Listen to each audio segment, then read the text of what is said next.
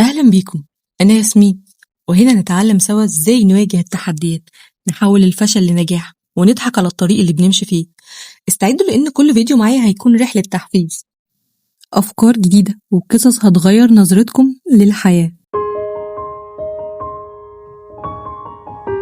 عمرك صحيت من النوم ماسك موبايلك تقول هفتح دقيقة بس وبعدين أبدأ أذاكر أشتغل، وفجأة تلاقي اليوم كله خلص وأنت ما عملتش حاجة؟ المشكلة مش إنك كسول، المشكلة اسمها التسويف. النهاردة هنتكلم ازاي تكسر الحلقة دي. تبدأ دلوقتي مش بكرة ولا بعده.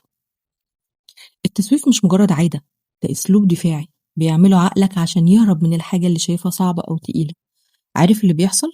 عقلك يقولك مش وقته دلوقتي، بعد نص ساعة، والنص ساعة تبقى يوم واليوم يبقى شهر. الموضوع عامل زي كرة التلج، صغير في الأول بس بتكبر لحد ما تتحول لجبل واقف قصادك. تعال ناخد مثال بسيط. طالب عنده امتحان، من أول السنة يقول لسه بدري، قبل الامتحان بأسبوع لسه عندي وقت، ليلة الامتحان يا نهار أبيض نفسي أرجع بيوم واحد بس. الفرق بين اللي بينجح واللي بيفشل مش الذكاء، لكن إن واحد بدأ بدري والتاني فضل يسوف.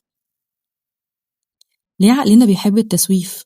أول حاجة، لأننا بندور على المتعة السريعة، الموبايل ممتع أكتر من الكراسة. تاني حاجة، لأن الحاجة الكبيرة بتخوف، مشروع كبير دماغ بيهرب ويقولك خلينا نبدأ بكرة. تالت حاجة، لأنك فاكر إنك محتاج تكون كامل قبل ما تبدأ، وده أكبر فخ. طب نعمل إيه؟ أول حاجة قاعدة الدقيقتين. أي مهمة لو بدأت فيها بس الدقيقتين هتكملها غصب عنك، زي ما تقول هكتب أول سطر وبس، فجأة تلاقي نفسك كملت صفحة. تاني حاجة، قسم الهدف لأجزاء صغيرة، بدل ما تقول هذاكر 10 فصول قول هبدأ بصفحة واحدة. تالت حاجة، المكافأة، اربط كل إنجاز بحاجة بتحبها. خلصت مهمة، اسمح لنفسك بكوباية قهوة أو 5 دقايق راحة.